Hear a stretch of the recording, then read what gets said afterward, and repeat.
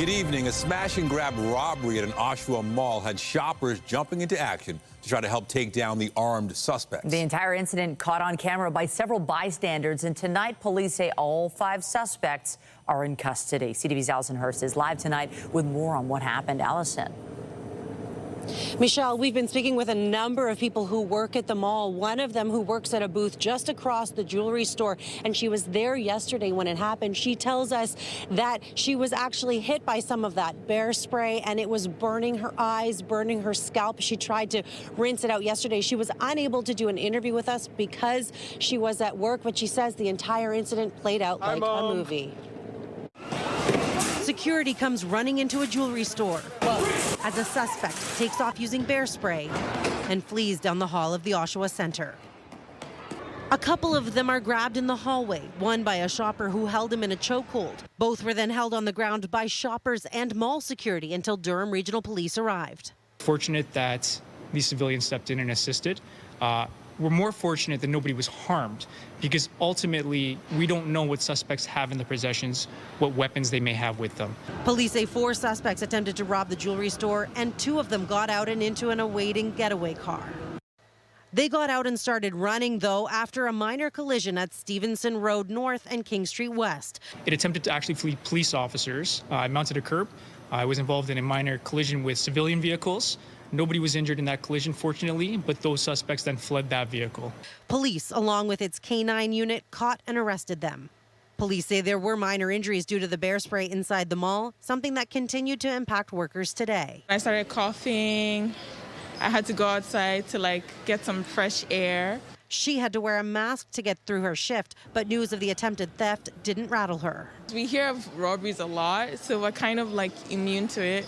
3 adults are now facing several charges, including robbery, possession of property obtained by crime over $5,000, and conspiracy to commit an offense. One of them also faces a possession of a prohibited weapon charge. 2 teenagers, 15 and 17 years old, are also facing similar charges. It's an unfortunate series of circumstances that these things keep occurring, especially, in our malls, more specifically the Oshawa Centre. This has happened time and time again. We are doing everything in our power to speak with government officials and work on those relationships to see what we can do to make it so these things don't occur again. All were held for a bail hearing. One of the employees at the jewelry store had to be treated for exposure to that bear spray. Police say that fire crews did assist with ventilation, and many of the people who work at the mall tell us that they all actually had to close early, likely to try and deal with that ventilation, to try and get the bear spray out of the air, though of course we did hear today that many of them were still able to smell it. We also saw one other jewelry store just down the hall from the one that was hit yesterday. It was operating with its doors closed and had a sign asking customers to tap on the door if they wanted to come in, and they would assist them. Reporting live, I'm Allison Hurst. Nathan, back to you. Thank you, Allison. The cleanup continues after a cargo train derailment in St. Catharines this morning. The CTV News shopper was over the scene east of Glendale Avenue this afternoon. CN says nobody was injured. The company also says polyethylene spilled from one of the rail cars. Polyethylene is plastic used in many household items. The Transportation Safety Board has sent in a team of investigators to try to figure out the cause of the derailment. Also tonight, a 93-year-old woman with dementia is charged with assault after scratching her husband. Police say they had reasonable grounds, but was it reasonable? The calls to update the criminal code next. But first, outside we go, where the temperature has everyone talking today, and some lovely sunshine to go along with the warmth. Yes, it's the warmest it's been so far this year. Lindsay Morrison is here with the specifics.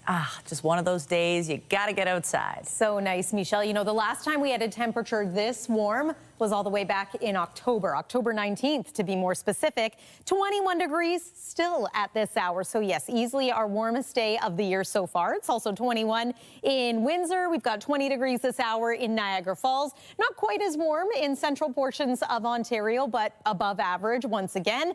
And as you can see, communities are a little cooler, closer by the shoreline of Lake Ontario, but still nice and warm. We've got southwesterly winds or westerly gusts, depending on where you are. A little breezy busy out there. It was nice to see the cloud cover clear out so we could enjoy some sunshine with the warmth, but that's going to be short-lived. We've got a chance of showers this evening and the risk of thunderstorms overnight, and then we head into a pretty active-looking weather pattern for the rest of the week. A full look at what you can expect heading into next weekend, which is also a long weekend. All those details are coming up, but for now, Michelle, I'm going to send it back over to you. Thank you, Lindsay. Well, they don't always agree on everything, but all three levels of government are teaming up to tackle housing affordability. Today, they announced they'll join forces to lower municipal development charges. CTV's Queen's Park Bureau Chief Siobhan Morris joins us live with more on this $8.8 billion plan. Siobhan. Well, the deal is designed to get shovels in the ground, bring down costs for home buyers, and make sure cities like Toronto have what they need to build infrastructure. It's a new partnership between the federal and provincial governments to jolt lagging home construction back to life. The Prime Minister promising $4.4 billion to municipalities over the next decade. Matched by Ontario, a total of $8.8 billion to build the housing-enabling infrastructure and reduce those development charges. Those are the fees developers pay to help build things like roads and sewers. The feds and Ontario will help cities with that cash upfront instead. That's if they agree to knock development charges down by at least half for 3 years. If you don't cut DCs, you aren't getting any money. I'll simplify that.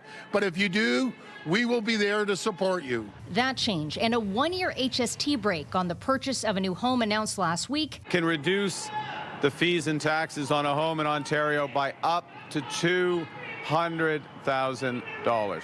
The shouting you hear is from demonstrators from Grassy Narrows, demanding compensation and a meeting to talk about the ongoing effects of mercury poisoning on the First Nation.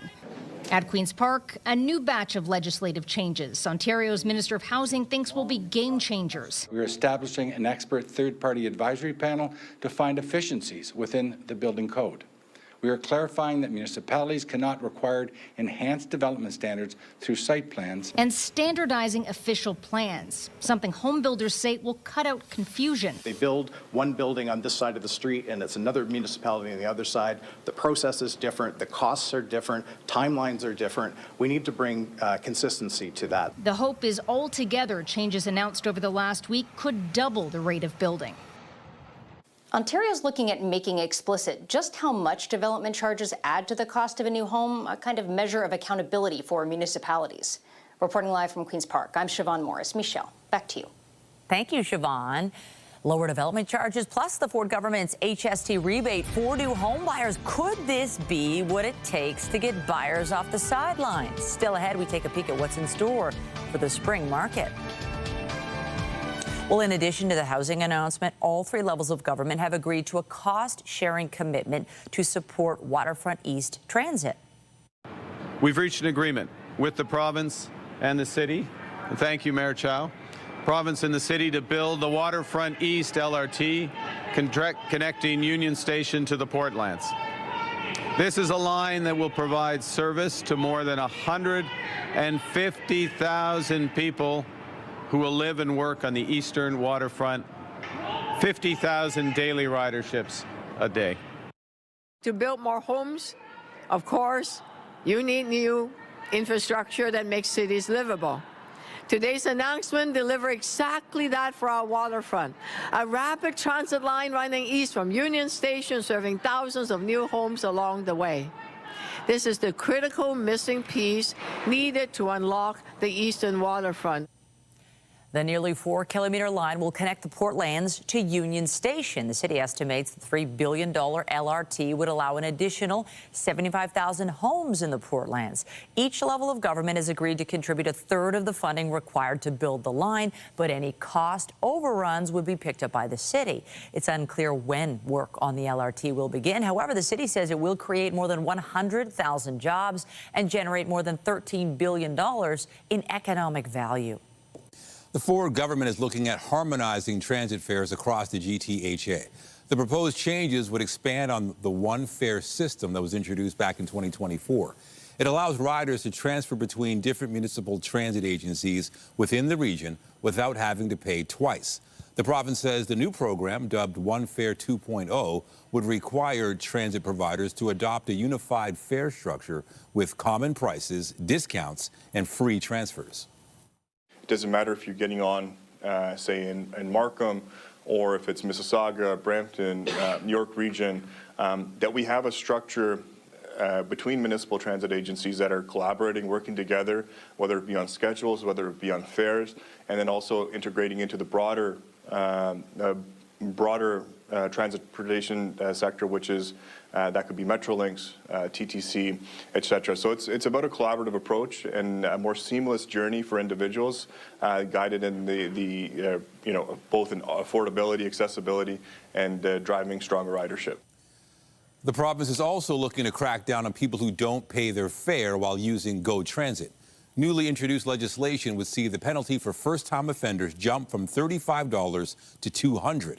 That number would rise to $500 for a fourth offense. A note for commuters: there's an early nightly closure on a portion of the TTC's Line 1 this week. Starting at 11:59 p.m., trains will be replaced by buses between Shepherd West and Lawrence West stations. The closure is the result of planned track work. The early shutdown will be in place through Thursday. Regular service is set to resume each morning around 6. To a CTV News exclusive now, police in Midwestern Ontario arrested and charged a 93-year-old woman with assaulting her 93-year-old husband, even though she has severe dementia. The OPP says the province's domestic violence rules say they had no choice. But as John Woodward reports, it's not that simple. All right. Just like that. Charlie Jackson is a retired church minister. He met Evelyn Patton in his 80s, and they got married. It's wonderful. She's such a sweet little girl. As they entered their 9th decade, they moved into Grey Gables retirement home in Markdale, Ontario. Jackson stayed with Patton as her dementia got worse. At one point, she was confused and hit him. She's just smaller than I am, so I wasn't hurt at all. I have to look at it and say, it's not Evelyn, it's the dementia. But Grey Gables called the Ontario Provincial Police, who arrived and arrested and charged Evelyn Patton. She is confined to a wheelchair. She can't move on her own, and the police are there confronting her, and she completely melted down. Patton was asked to be fingerprinted. The care home put the couple in different rooms. She was so disoriented because any kind of change for someone with dementia is awful. As the care home and the OPP tell it, everything that happened here was mandatory. The care home was obliged to report the incident to the police, which had to arrest and charge her, thanks to Ontario's mandatory charging rules.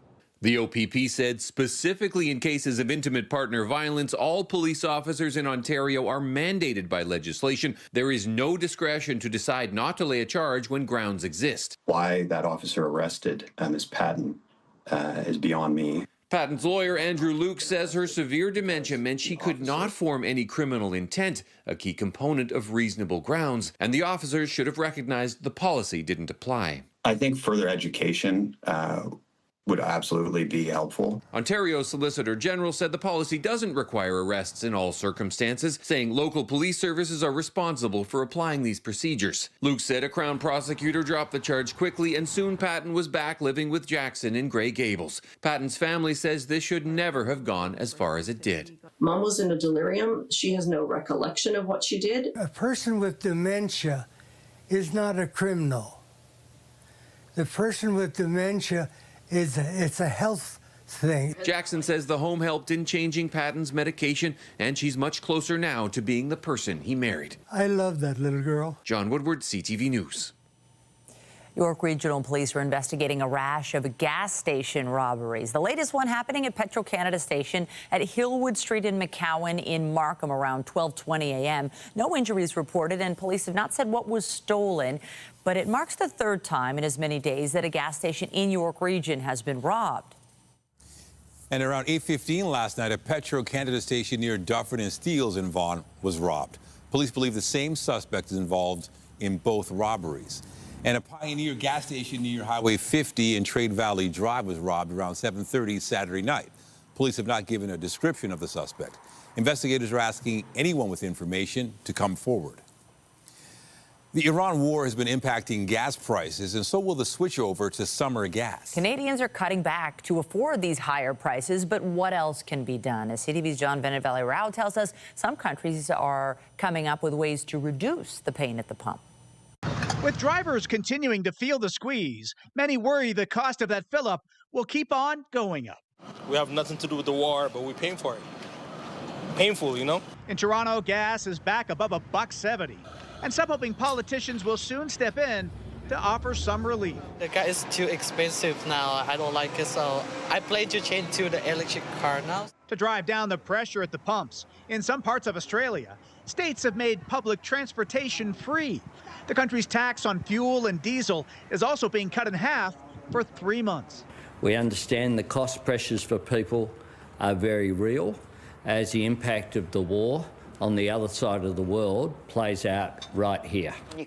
Italy's prime minister also moved to temporarily cut a consumer tax on fuel. And the Canadian Taxpayers Federation is pushing for governments to offer up the same here. The least they could do would be to temporarily suspend their fuel taxes, but, they should be providing real full-time relief. The group noting the federal government charges an excise tax of 10 cents per liter for gas, 4 cents per liter on diesel. Provinces have their own fuel taxes, and there's GST added. Some of these taxes are very painful. If you look at places like Vancouver or Montreal, taxes are costing up to about 65 cents per liter of gasoline. With the war in Iran now into its 5th week and oil prices again climbing, the federal finance minister was asked if the government would cut fuel taxes like Australia. I mean, we're following the situation very carefully. The minister wouldn't say, while noting Canada is increasing oil production. Meanwhile, other countries like Spain, Portugal, and Ireland have also cut taxes on gas and diesel, at least temporarily. John Valley-Rao, CTV News, Toronto. Air Canada announced today its CEO will retire later this year. The airline says the board will consider a number of performance criteria in assessing candidates, including the ability to communicate in French. Mr. Russo has agreed to remain available as needed to ensure a seamless and smooth transition. Russo received criticism for that condolence message he delivered following the crash at LaGuardia Airport that killed 2 Air Canada pilots. His video statement only contained 2 words in French. Today, the Prime Minister was asked about Russo's decision to retire. It is essential that the next CEO of Air Canada is bilingual. I think recent events, that should have gone without saying to begin with, but recent events have underscored the importance of that. With respect to his decision to retire, my judgment, it's appropriate. Russo has been summoned to appear before a parliamentary committee within the next few weeks. He will be questioned about the language controversy. Russo will retire at the end of the 3rd quarter of this year. The airline says the process to select his successor has begun. The cost of a passport is increasing for the first time in more than a decade. Starting tomorrow, the price of a 10-year passport is going up $3.50 to a total of $163.50. The cost of a 5-year passport is rising by $2.50 to $122.50.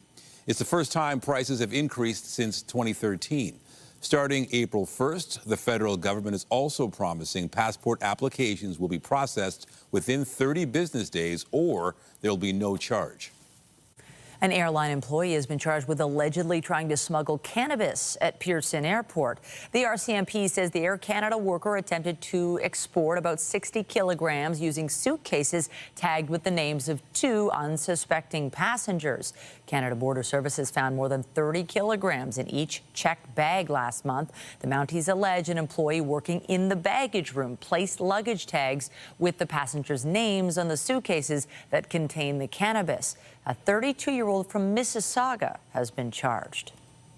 In the Middle East, 3 UN peacekeepers from Indonesia have been killed in southern Lebanon in the past 24 hours. The United Nations says attacks on peacekeepers are violations of international humanitarian law and may amount to war crimes. Israel and the Lebanese militant group Hezbollah have been fighting for about a month now. The U.S. and Israel also continue to exchange fire with Iran. Today, Donald Trump threatened widespread destruction of Iran's energy resources and other vital infrastructure if a deal is not reached shortly. The U.S. president also mentions an Iranian island oil hub that he suggests could be seized by American troops. Tehran has threatened to mine the Persian Gulf if its territory is invaded. So far, all systems are go for this week's mission that will take a Canadian and 3 other astronauts to the moon for the first time in more than 50 years. NASA gave an update. See if it's ready to go in just a couple of days, but certainly all indications are right now we are in excellent shape as we get into count. Jeremy Hansen is scheduled to lift off Wednesday evening, and the countdown clock started late this afternoon at Florida's Kennedy Space Center. The astronauts will circle the moon, taking them deeper into space than humans have ever gone before. It's a crucial test flight in preparation for a planned lunar landing in 2028. Back here at home, he is the spiritual leader for millions of Ismaili Muslims around the world, and today he was in Toronto to help launch a new housing project. CTV's Rahim Ladani has more on the visit of the Aga Khan. Standing 27 stories tall, this building near Don Mills Road and Eglinton Avenue is re-envisioning housing in Toronto. Making sure that our aging community that has been here for about 50 years has a place and a space where they can comfortably age in an intergenerational way. So they're around children, they're around healthcare, they're around mental health services, and they're surrounded by their families. As Ontario grapples with affordable housing and long-term care crisis, Generations Toronto is a not-for-profit community with 390 below-market rental units and a 122-bed long-term care facility. After breaking ground in 2022, the first residents are moving in this May. It is an extraordinary example of what community-driven city building looks like.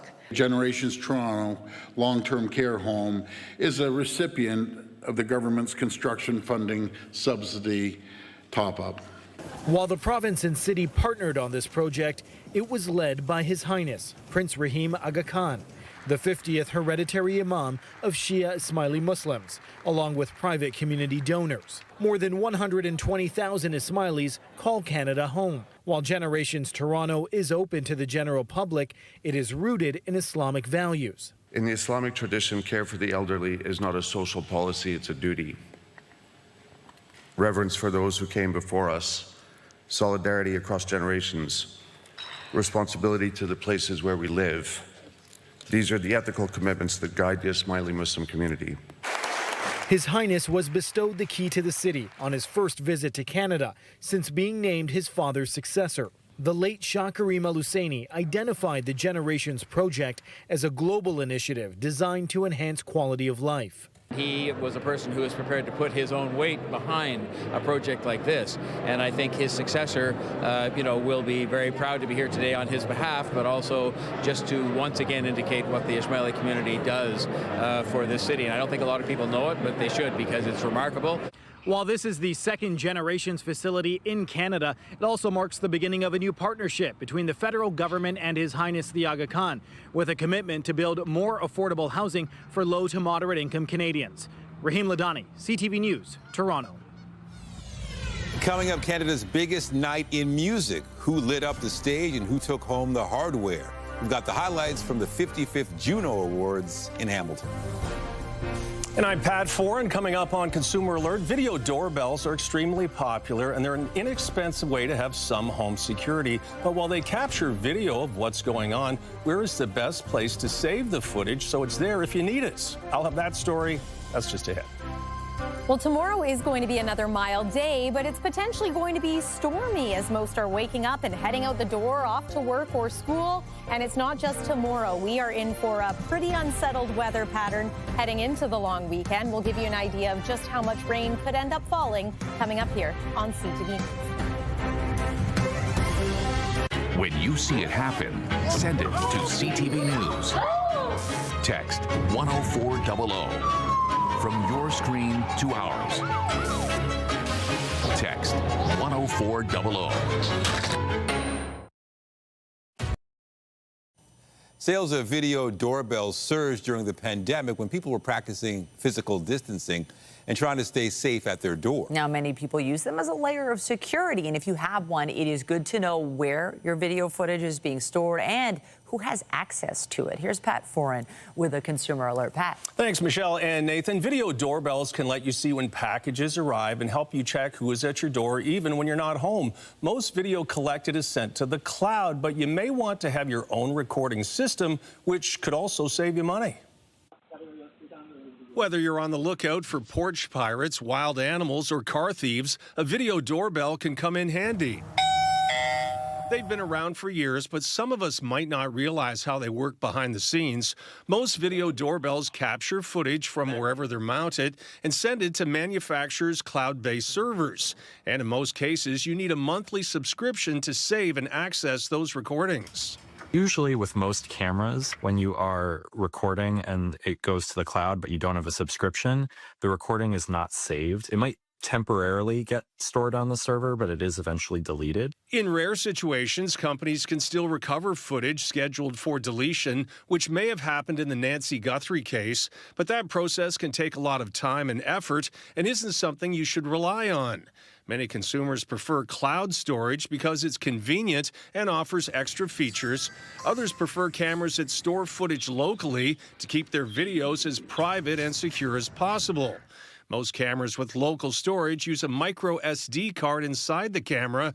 Researchers also suggest another option for local storage. The safest thing to do is get a model that has a separate hub or base station that the micro SD card goes into, and you can place that somewhere, else in your house that's far away from the camera. Local storage usually means no monthly subscription fees and more control over your video because police would have to come directly to you for the footage rather than go to the manufacturer. Those are two reasons why some homeowners are moving away from cloud storage cameras. If I were to do this all over again, I absolutely would go with cameras that use local storage. These doorbells and cameras with both local and cloud storage options did well in Consumer Reports tests. When it comes to your family's safety, now can I ring the doorbell? Where your footage is saved could make all the difference. And battery-powered video doorbells are relatively easy to install, while hardwired versions can be a bit trickier. If you choose a camera with local storage, you'll need to buy high-speed micro SD cards, not memory cards used in phones or regular cameras. On your side, I'm Pat Foran. If you have a consumer story idea, email us at alert@ctv.ca. Well, certainly a sign of things to come. We had a lovely day, and it turned out even better than expected. It's amazing. Warmest day of the week, warmest day so far this year, and the most sunshine because I've been, when you look ahead at your forecast for the rest of the week, we've got rain, we've got cloud. So once our newscast's over, there's still daylight. Go outside. Go outside, go for a walk, soak this up because, we've been talking about spring for how long now? And I think this is the first day where it truly feels like it and looks like it out there, too. We started off the day with a fair amount of cloud. That has moved out. We're starting to get a little bit moved back in, and then as early as this evening and certainly overnight, we are getting into some wet weather. But let me show you what it looked like earlier on today. Nice day around the GTA. Temperatures in the 20s. It was t-shirt weather by the later part of the afternoon. Highs reached of around 21 degrees. Here's the thing, though. We're going to be keeping an eye on rivers and streams over the next couple of days here because we've got a lot of rain on the way. And in fact, we're already starting to see a few showers develop across southwestern Ontario. Here's a look at our current satellite and radar. So you can see those showers just developing southwest of London. Bit of an increase in cloud cover happening for us. And really, we've got one low pressure system after another making its way into southern Ontario this week. You'll get a bit of rain, then you'll get a break, and then the next one moves on in. So these numbers can be a little bit shocking to look at, but upwards of 30 millimeters of rain going to be possible, 40 plus in many areas too. And that's just through tomorrow. So if we get some embedded thunderstorms here, which looks likely overnight tonight, maybe some flashes of lightning, rumbles of thunder through those overnight hours. Careful they don't wake you up. Those thunderstorms will likely up the rainfall amounts total. Then we get a bit of a break midday. Next round of active weather is going to move in for your Tuesday late afternoon and early evening. There's Wednesday. The majority of the day looks dry. Then wet weather approaches again from the southwest, just barely clipping us that time. Just want to give you a heads up for Thursday. This is going to be a colder day, and so we might see some mixed precip that day, maybe even some freezing rain for the north end of the GTA. Hard to imagine that's the case right now when it is 21 degrees still at Pearson Airport. Eventually tonight we drop to a low of 7. We don't stay there very long. In fact, the temperature climbs into the pre-dawn hours tomorrow, and then 15 degrees is our forecast daytime high for tomorrow. How about 19 again in the Woodstock area, 16 in Caledon. Little cooler again for communities north of the GTA. Gravenhurst, 6 degrees is your forecast high for Tuesday. And then there's the 7-day forecast. This is pretty unsettled, as you can see. Seasonal Wednesday as we welcome April. Only 2 degrees on Thursday, so that's our chilly day. We are back to seasonal for the long weekend, but we've got showers in store most of those days. That's the weather for now. Michelle, over to you. Thank you, Lindsay. Also tonight, is it fact or fiction? CTV News looks at the proliferation of fake news and the use of AI to cross the boundaries of reality. A new article in the Canadian Medical Association Journal looks at Canada's medical preparedness for military conflict overseas. Now, CTV's health reporter Pauline Chan tells us, like many countries, we no longer have military hospitals. It's a grim prospect St. Mike's trauma surgeon Dr. Andrew Beckett is examining: mass Canadian casualties from an overseas military conflict. Under NATO Article 3, we're expected to have capacity to care for mass casualties within our country. During World War II, Canada had 13,000 military hospital beds to care for personnel hurt overseas, but we haven't had military hospitals since 1994.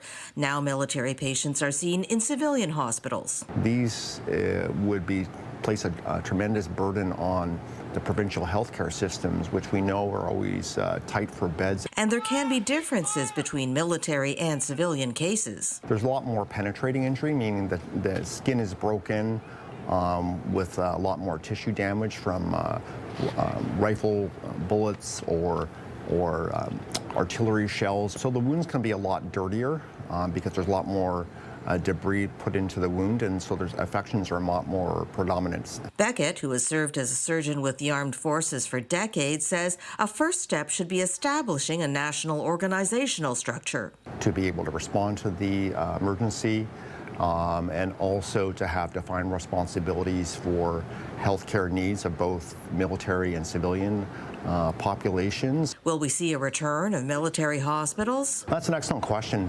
There's no current plans for that at this time, but we don't know what the challenges are going to be in the future and how we're going to have to respond.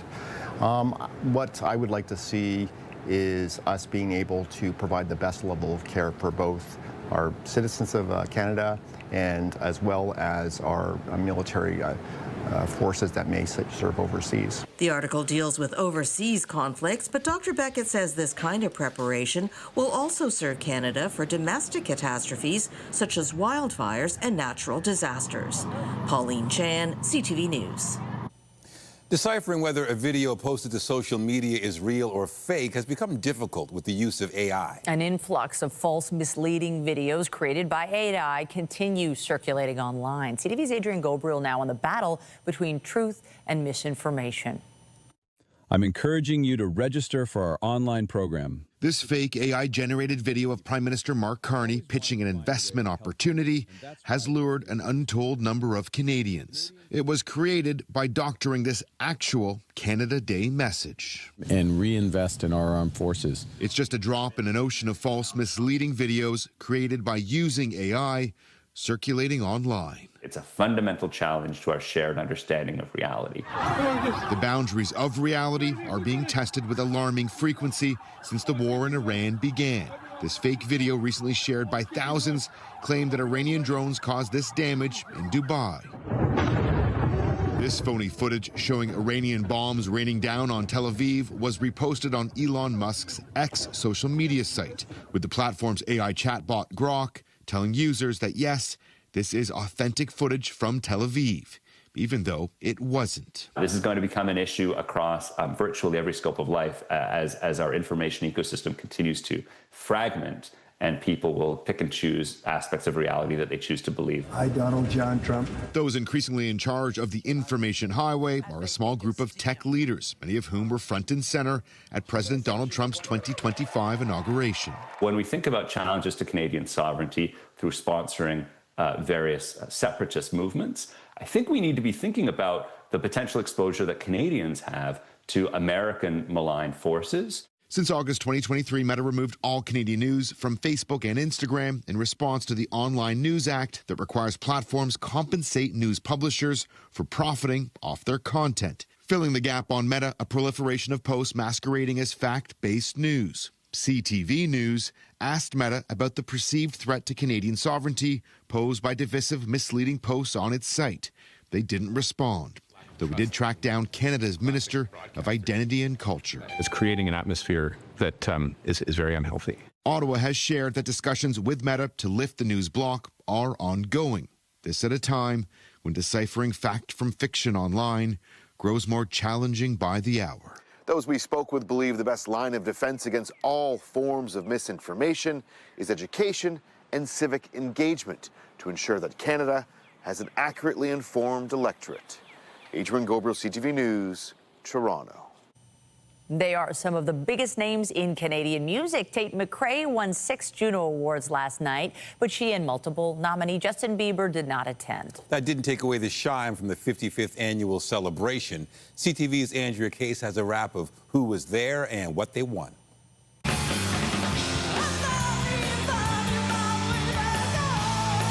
It's been a while, but legendary rock band Rush found its way back home. Back on stage playing the first song of their self-titled first album released this month, 52 years ago.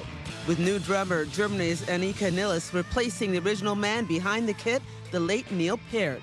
The 55th annual Juno Awards celebrating the best in Canadian music spanned from the past to the present.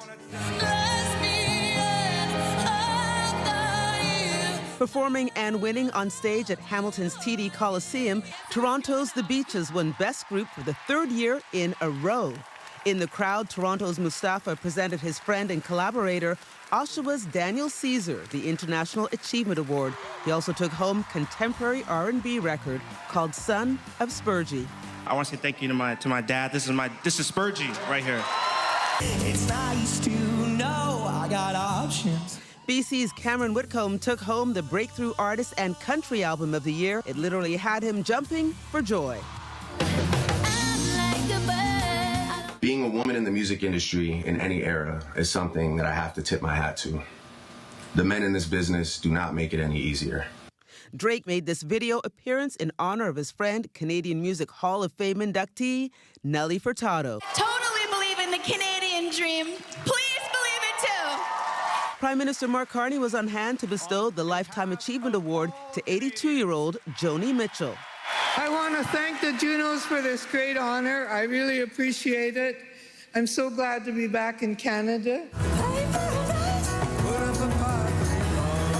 There was a time Mitchell thought she wouldn't sing again, but she has, and she did. Andrea Case, CTV News. After the break, new home sales in the GTA are down, but with the elimination of the HST, industry experts believe the market is turning a corner. Business is next. U.S. crude oil settled above $100 a barrel for the first time since 2022 as the ongoing war in Iran enters its 5th week. B&M Bloomberg's Lindsay Biscaya has more.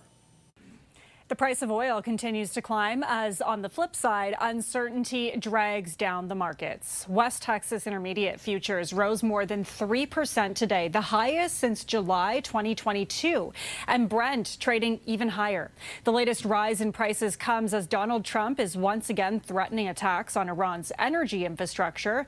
Traders are warning an even bigger energy increase could be on the rise if the conflict does not end soon.